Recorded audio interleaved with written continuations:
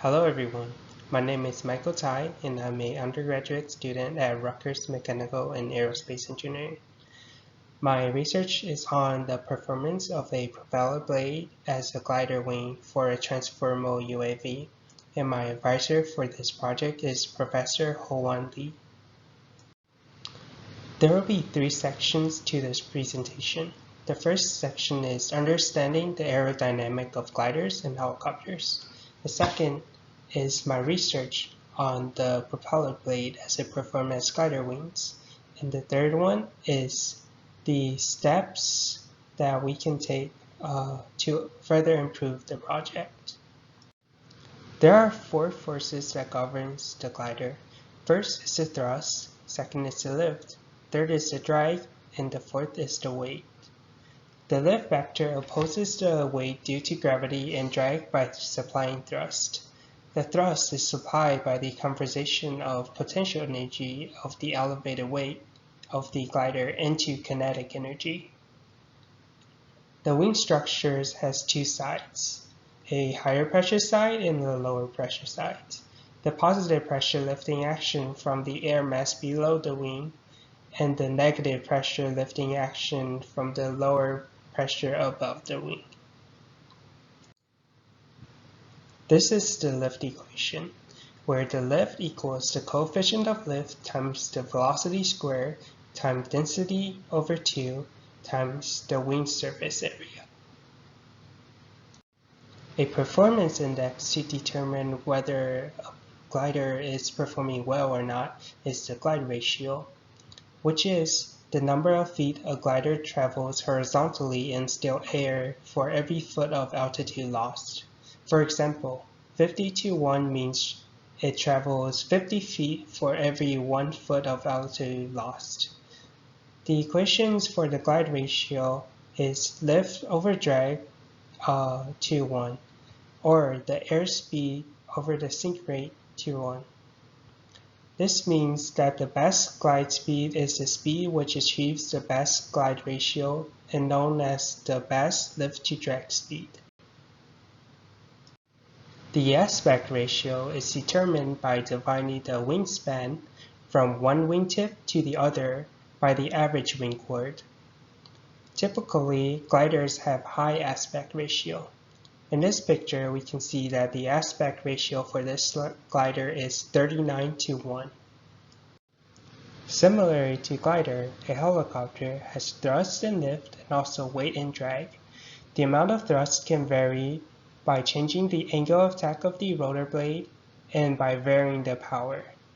The drag includes the profile drag of the blade and the induced drag when the blades are producing lift. The consequence of producing thrust is torque. As the engine turns, the rotor is counterclockwise. The helicopter fuselage will turn clockwise. To counteract this, an anti-torque rotor or tail rotor is incorporated into the helicopter design. To determine the amount of thrust generated, a blade element momentum theory (BEMT) is used. It is by splitting the wing into multiple blade elements. The wing generates thrusts that slow down the descent rate. It's governed by this equation. The radial inflow value and the radius value is R. The rotor solidity is the number of wings times the chord value times pi times the total radius of the propeller. Using the radial inflow value, it can be used to calculate the coefficient of thrust.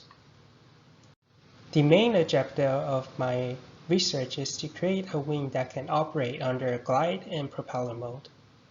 For this research is focused on studying the aerodynamic forces of Schaeffler ASK-21 glider wing and AH-64 Apache propeller blade. Using the SolidWorks, I created scaled-down 1:47 wing models. This helps decrease the computation used in my ANSYS fluent simulation. This is my ASK21 glider wing model. It has a chord tip of 1.1 centimeters, chord root of 3.3 centimeters, wingspan of 36, and aspect ratio of 16:1. This aspect ratio is also the aspect ratio for my propeller blade.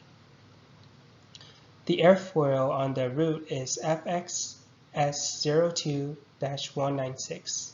At the tip is 60126. This is the front view. This is the isometric view. This is the airfoil, the FXS02-196, and this is the top view. This is my Apache propeller blade model. The chord tip is 2.25 centimeters. The chord root is 2.25 centimeters. The wingspan is 36 and aspect ratio is 16:1. The airfoil at the root is HH02. The airfoil at the tip is also HH02. This is the isometric view, the top view, the front view, and the airfoil. This is the air enclosure I use, generated in SolidWorks. It is a rectangular box 30 by 30 and a width of 16 centimeters. At the front, it has a 15 centimeter radius cylinder. The mesh in the NSYS fluent simulation has a mesh size of 0.1 meters, with refined sizing along the airfoil edge by 420 points and refined along the trailing edge by 310 points. The inlet over here has an inlet velocity of 120 meters per second. The outlet pressure behind is 0 Pascal. The top and bottom, and also the right and left walls, are all symmetric. This makes the simulation surrounded by the air and the atmosphere. After running the simulation, I got this lift versus the angle of attack chart. From the lift versus the angle of attack chart, we can see that the glider wing model has a higher lift than the propeller blade model. In fact, the lift of the glider wing was about 12.857 newtons higher than the lift of the propeller wing at 0 degrees. This result is accurate since the propeller wing is usually operated at a higher RPM motor engine, so it requires more power to have sufficient thrust to lift the helicopter. However, the difference between these two decreases as the angle of attack increases.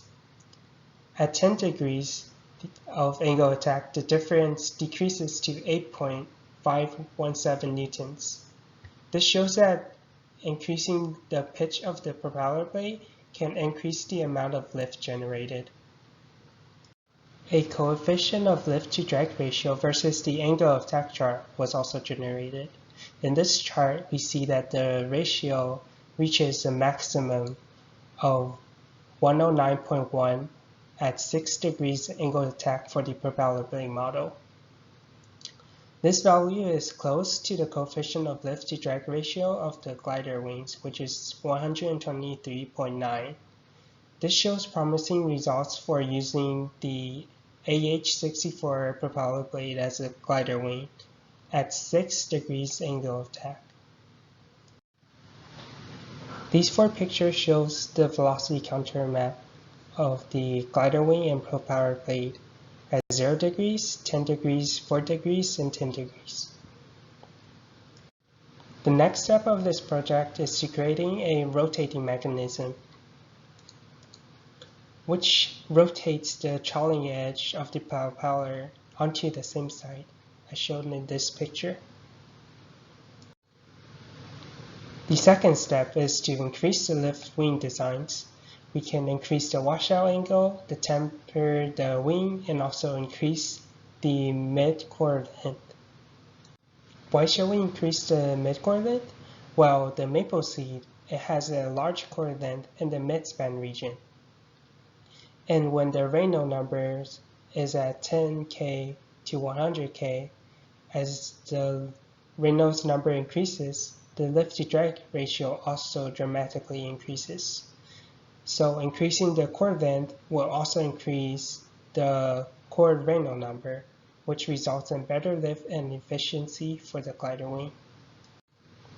This is the end of the presentation, and thank you for listening.